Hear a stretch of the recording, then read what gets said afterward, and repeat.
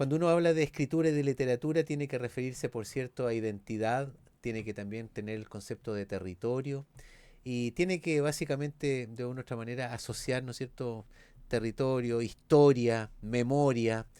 Y lo que sucede con nuestro invitado es que él ha estado en este ejercicio que partió hace mucho tiempo, justamente por su propia inquietud y por su vocación de educador. ¿Eh? Él es un docente en liceos y escuelas de distintas regiones de Chile, sin embargo es oriundo de la comuna de Fresia y está aquí para compartir y conversar de su producción literaria, pero también de su experiencia de vida y de cómo él ve hoy día también esta región y los conflictos que tiene la región, ¿por qué no decirlo? Pues sobre todo en lo que se refiere también a los mundos indígenas, al mundo de los pueblos originarios.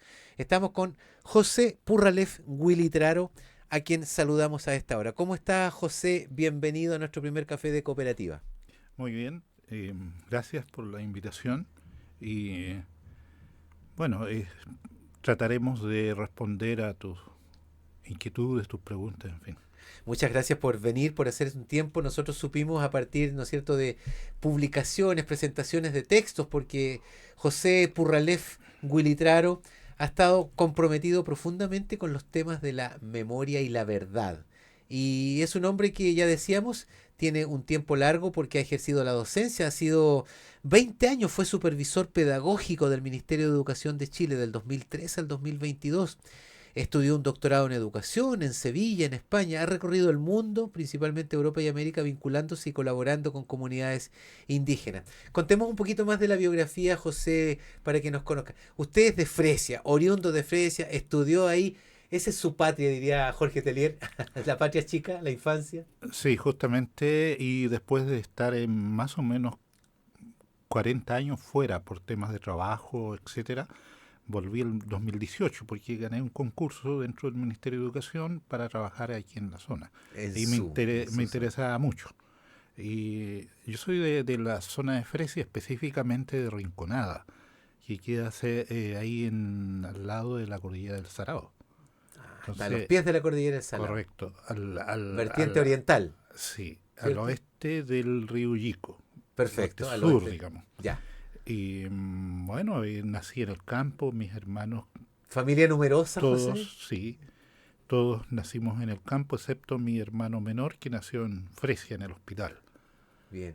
Eh, ¿Cómo nace? Bueno, usted sin duda logró traspasar las barreras, ¿no es cierto? Que muchos jóvenes rurales les complejiza mucho y no tienen la posibilidad, que es saltar en el tema de la educación, poder completar los ciclos de la educación, José. ¿Cómo llega desde la educación y de su trabajo como profesor, llega a interesarse en la escritura? ¿Cómo se produce esa amalgama? bueno, yo creo de que es algo que no es fácil de explicar porque no es algo, por decir solamente una palabra, sino que hay que reconstruir mucho, desandar el camino. Y bueno, dentro del tema de estudio, yo estudié en una escuela rural hasta sexto básico. Éramos 20, creo, más o menos, estudiantes allí, Escuela unidocente. unidocentes, que ahora conozco mucho ese tema. Antes, si me hubieran dicho, este es una escuela unidocente, no sabía por qué. Entonces, de allí terminé el sexto básico, obviamente con deficiencia, yo diría, en el proceso de formación pedagógica. Y de allí salté a Yanquihue, a la escuela 49, para hacer séptimo y octavo. Ujú. Eh, y de allí hacia el liceo de Puerto Vara, el liceo Pedro Aguirre Cerda, Esa fue su enseñanza media en Puerto enseñanza Vara. media en Puerto Varas. Entonces, bueno, decir sinceramente que en ese proceso el que menos posibilidad tenía de seguir estudiando Mm, era yo. seguro, seguro. Absolutamente no es un asunto de decir algo que lo puede decir cualquiera, ¿no? pero a mí me hace... Había muchos elementos en contra de la posibilidad. O sea, yo- realmente podríamos aplicar la palabra resiliencia. o sea, una de Absolutamente. las cosas que me llevó a avanzar fue la resiliencia, el superar etapas, el buscar, crear posibilidades, porque yo no las tenía. Entonces yo las creé sin saber.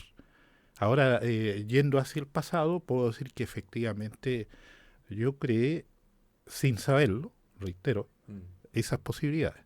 Por lo tanto, todos mis compañeros en la básica, sobre todo en el campo, quedaron en el camino. mm, claro. Después en Van al mundo del trabajo sí, rápidamente nomás. en Yanquihue también, y en Puerto Vara creo que seguimos tres, de los cuales La educación un superior. superior. Una de ellas es profesora también, básica. Bien. ¿En qué momento se produce la conexión con la escritura, José Purralef? ¿Cuándo tú te das cuenta que hay algo más allá de leer? También es escribir. Es un proceso. ¿Fue en los años, cuando tenías los veintitantos, los treinta y tantos? Yo creo como los 30, porque Ya. tendría que revisar en los archivos que tengo y ahí deben haber fechas, pero yo empecé a escribir eh, antes del 2000. Empecé ya a escribir dejando eso en papel. Claro. Fueron también como todo proceso de búsqueda, de ir mejorando lo que escribía y yo ahora reviso eso, leo esos pequeños artículos que escribí de 10 páginas y yo encuentro que bueno y que se hizo. Obviamente ahora con la mirada que tengo sé que hay muchas cosas que hay que modificar, pero eso no se va a modificar, eso va a quedar allí como un Como un antecedente primero, pues, lo antecedentes, primero, por ¿cierto? supuesto. O sea, Claro, es... nada de eso voy a modificar. Lo que puedo hacer es escribir de nuevo. Oiga, consulté, coloqué el nombre de José Purralef Wilitraro y me aparecen en algunas páginas como en futawijimapu.org, por ejemplo, Mm. José Purralef Wilitraro, en el año 2017, biografía de Lautaro, por ejemplo. Las biografías son un tema en el cual usted, José, ha estado en biografía de José Santos Lincomán, biografía del lonco mapuche huilliche José Segundo Méndez, pero ese es un lado, el tema de las biografías, pero también me encuentro con Héroes del Mundo Azul, donde usted ya hace un compilado de 19 biografías cortas de líderes y lideresas mapuche. E incluso avanza más acá, ahora en este año, usted también ha hecho un ejercicio de escritura de la memoria, vamos a decir, con el texto Asalto al Fundo El Toro, una crónica de memoria y reflexiones.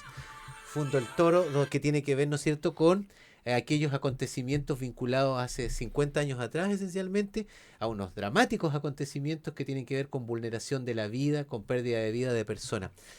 Eh, ¿Por qué esta línea de escritura, José? ¿Por qué usted ha insistido en las biografías? ¿Qué hay en las biografías de los ancestros, de los que estuvieron antes aquí en la región, que ayer a usted le Sí, llama la atención? a mí me llama mucho la atención, me llamaba, ya no. Porque en todo el proceso educativo que me tocó pasar, siempre mis profesores o profesoras indistintamente hablaban de los mapuches, sin preguntar, sin dar participación a quien estaba allí que era mapuche. Soy mapuche, mapuche huilliche. Tengo muy claro eso. Y entonces siempre era lo mismo. Siempre era Lautaro un guerrero, un defensor, etcétera. Siempre era Caupolicán con un tronco al hombro. Siempre era Fresia que había tirado a Un su bebé, niño. o Galvarino, ¿cierto? Sí, Amputado. sí. Eso que todo el mundo conoce y yo creo que esa no es la realidad. Es una parte, digamos, muy, yo diría, paternalista o maternalista, es decir, estos que ya no existen, porque siempre fue así. Los gente que hacía, tejía, jugaba, todo era en pasado. Entonces esto, en alguna medida, era justificación de eso para decir de que, bueno, no había más que alguien que anduvo con un tronco al hombro 3 días y su mujer que era Fresia, que le tiró el niño. Entonces allí hay algo más profundo. El caso de que se cuenta de Galvarino, ahí hay valores, hay virtudes. Y eso no está en ninguna No parte, está digamos, plasmado, no no está está en la... plasmado en nada. Entonces mi trabajo fue trabajar esos temas. ¿Qué representaba Fresia, Guacolda, el mismo Méndez Cauji, que es un lonco Sí. de acá de Casma? Entonces es increíble cómo se ha ignorado. Entonces es un rol muy interesante que no solamente mapuches, sino que aquellos no mapuches pueden ir superando. Mire, le iba a contar que en el bloque, hace un bloque atrás estábamos aquí con unos panelistas que también, mire cómo es la vida, cómo se sincronizan las cosas. También se habla de que vamos perdiendo grandes personajes, hombres y mujeres que construyeron identidad en este territorio, ¿ah? Que obviamente para los mapuches huilliche es el Futa Huillimapu, y para quienes están más bien en la línea, ¿no es cierto?, de reconocer esto como parte del país Chile, son las provincias del sur, Osorno, Valdivia, Yanquihue. Y sin embargo también comentábamos la necesidad de rescatar la memoria, la experiencia y la historia para que los aprendizajes sirvan para el futuro, para justamente mejorar la vida de todos nosotros. Usted en ese ejercicio de rescatar la historia también de alguna manera piensa en las nuevas generaciones, comparte con jóvenes, con niños, niñas en su labor docente. Me imagino que ha conocido centenares, por no decir miles de jóvenes del sur, de este Futa Huillimapu, ¿no? Pero también del norte. También del norte, Sí, perfecto, o sea, Serena. ya, Y también un poco más al sur, Coyhaique. ya, o sea, ha tenido Entonces, un abanico, vamos a decir, sí, ¿eh? sí. Es interesante porque usted habla de rescatar. El tema no es solamente rescatar, recuperar. Eso es válido. Pero cuando usted anda ensimismado en rescatar y recuperar, psicológicamente está mirando hacia el pasado y hacia abajo, por así decir. Entonces, mi idea es proyectar, y proyectar con identidad. Los pueblos del mundo están haciendo ese ejercicio, en todo el mundo. Y entonces, porque allí hay un cambio psicológico. Cuando usted proyecta y agrega a eso la identidad, entonces está mirando hacia arriba y hacia el futuro. José, cuando usted escucha que alguien con voz en un medio de comunicación, qué sé yo, un político, somos todos chilenos, ¿qué le pasa a usted en particular? ¿Cree que eso es así, pero también es de otra manera, o lo ve de un modo distinto? Quiero graficar eso en algo que me ocurrió, no sé, estamos hablando del año 98, creo. Tengo... A los fines del siglo XX, vamos a decir. Sí. Puede ser. Entonces estaba en Copiapó presentando junto con otros amigos mapuches, hombres y mujeres, bailes y danza. Yo no bailo ni danzo, ni canto, ni toco nada, pero a mí me tocaba coordinar eso. Importante, el gestor. Sí, claro. Entonces estábamos en el teatro en Copiapó. Yo diría que el teatro estaba lleno, porque había un grupo de tuneros. Ah, ok. Y estábamos nosotros, que era el grupo Pelón Mapu, que significa tierra iluminada. Y alguien de público, a propósito de su pregunta, hizo también esa pregunta. Similar. En esa línea. Entonces me preguntó si nosotros nos considerábamos chilenos. Yo le devolví la pregunta. Le dije, ¿usted de qué apellido es? Da lo mismo el apellido, pero supongamos que era Sánchez, Cortés, no sé, Lagos, etcétera. Da lo mismo. Entonces le pregunté, ¿cuándo usted cree que sus antepasados llegaron a Chile? Y yo mismo le ayudé para responder eso. Quizás con Diego de Almagro. Yo dije, no, porque Diego de Almagro supuestamente estuvo en 1536 en La Serena. Claro. Vino, miró y se fue. Por lo tanto, no quedaron allí la gente que vino con él. Con Pedro de Valdivia, posiblemente, 1553.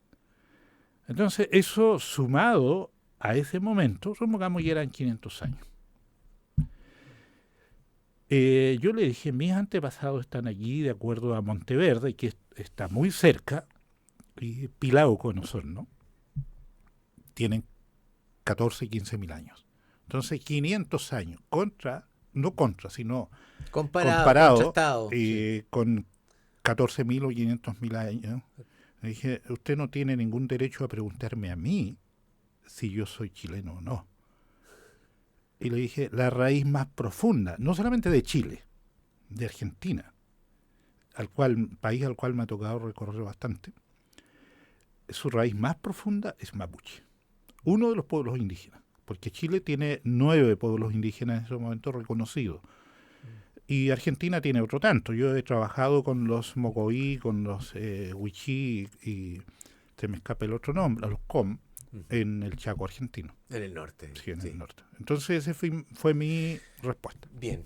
José, vengámonos de vuelta a Fresia y quiero que comentemos brevemente porque nos ha relatado su experiencia, la importancia y la trascendencia de la proyección, de este concepto del verbo proyectar, que usted hace a partir de la memoria mapuche huilliche, biografías y eso. Pero en El asalto al fondo del toro, este libro de ediciones Escaparate, una crónica de memoria y reflexiones, salió hace muy poco, ¿no es cierto?, de la imprenta, usted aborda un tema distinto que tiene que ver con la historia de violencia política tremenda, durísima, ocurrida hace 50 años aproximadamente. ¿Por qué este tema también le resulta importante y para usted fue necesario escribirlo? Es una terapia, por así decirlo. Y eso se hizo recién el viernes, la presentación acá en Puerto Montt, pero sí había hecho el lanzamiento en Santiago. Así es. Sí. Y entonces, un tema de terapia, ¿por qué? Porque a nosotros nos correspondió vivir como familias muy cercanos, muy cercanos. Y no quiero dar tanto detalle, porque los detalles están en el En el texto, libro, pues y en el el libro está, libro. y ya vamos a decir dónde se puede Sí, comprar también. sí, sí. Ah, pero Y entonces aproveché la instancia para los oyentes que estaban allí, que eran bastante, digamos, eh, personas, incluso mucho más, 2 veces más aquí que en Santiago, y eso es interesante. Y, bueno, Santiago no vivieron eso, acá sí se vivió, habían muchos que efectivamente conocían bastante el tema, pero no en la profundidad que yo lo hice, porque yo lo hice como primera persona, digamos, que vivimos esos temas. Y aproveché la instancia, como estaba mencionando, de ampliar la idea de los derechos humanos. Los derechos humanos es una declaración universal de Naciones Unidas en 1948. Y aparentemente nosotros no hemos tratado seriamente ese tratado internacional. Entonces cada vez la piedra se interpone y nos tropezamos de nuevo. Y en este momento el tropiezo es dramático, no acá, sino que al otro lado del mundo. Entonces, porque ese tratado surgió para evitar el genocidio la barbarie, y sí. la barbarie humana, digamos. Y esto no tiene que ver con un pueblo determinado, sino con un grupo de personas que en las ciencias sociales claramente hacen un desmenuzamiento, por así decir, de esa situación y explican bien. Entonces, yo claramente recuerdo eso el viernes, que insté a las personas que estudien profundamente, ayuden a otros a entender el tema de los derechos humanos, para que no otras personas no caigan en esa desgracia, ¿cierto? Eso es. Entonces, ahora, ¿dónde se puede comprar? Vamos a propósito de dónde se puede comprar, adquirir el libro aquí en Puerto Montt, en algunas otras librerías de la región. Estoy pidiendo una cantidad porque están en Concepción, que la editorial es de allí. Entonces estoy pidiendo una cantidad de textos ahora para tener y disponer de esos textos. Pronto entonces tendríamos Sí, sí, posibilidad de sí. saber dónde van a estar. Vamos a seguir en contacto entonces para saber de esto también. Y el resto de su bibliografía, ¿es encontrable en librería o hay que contactarse directamente con usted, José Purralefa, algún correo electrónico, algo que Sí, no? sí. Bueno, el otro texto que es Héroes del Mundo Azul. Sí, eso estábamos revisando eh, también ahí en el Instagram. sí, es algo muy, muy interesante porque Héroes del Mundo Azul. ¿Por qué ese título? Porque los colores en los pueblos indígenas, no solamente en mapuche, tienen significación. Y el azul es muy importante en la cultura mapuche. Entonces, eso es destacable, digamos, que el azul se compara con el color del cielo y el mar. Por ejemplo, no es lo que hace la cultura mapuche, porque es más profundo que eso. Ok. Hay una cita de Licura Chihuahua que es muy, muy interesante. Del Premio Nacional de Literatura Licura Sí, Chihuahua, sí, ¿cierto? A propósito sí, de lo mismo. sí. José Purralef, Willy Charo, quiero agradecer el tiempo de conversar y de compartir su experiencia desde su infancia, ¿no es cierto?, con su cercanía con los procesos educativos, su vocación docente, su trabajo para el Estado, para el Ministerio, ¿no es cierto?, y luego también todo esto que ha sido tan importante en su vida, que es la escritura, escribir. Escribir, como decía usted, yo dije rescatar, usted dijo recuperar, pero para proyectar. Esencialmente yo creo que ahí está la labor que podemos hacer y contribuir también desde estos territorios que quedan a veces alejados de los centros. A veces nos tratan como periferia, pero también hay identidad y por cierto hay pertenencia y hay todavía muchos relatos que rescatar y proyectar, pues. Muchas gracias por acompañarnos hoy día, José. Gracias a ustedes y bueno, vivir en el campo. Yo vivo en el campo, pero conozco ciudades las mayores del mundo. Ha estado Buenos en ese Aires, Sao contraste. Paulo, Nueva York, Los Ángeles, etcétera. Entonces no me complica pasar por la ciudad, pero vivir en la ciudad sí me complica. No es lo suyo, No. no es lo suyo. Lo valoramos y vamos a seguir en contacto para que nos pueda también, apenas tenga la partida de libros, nos pueda contar también dónde se pueden conseguir este y los otros textos también que usted ha Sí. publicado y que son parte ya también de una biblioteca regional, vamos a decir, que es Ujú. necesario tenerla. Muchas gracias, José. Muy agradecido. 11:31, vamos a la pausa, camino al mediodía, aquí en el primer café de Cooperativa Red Los Lagos.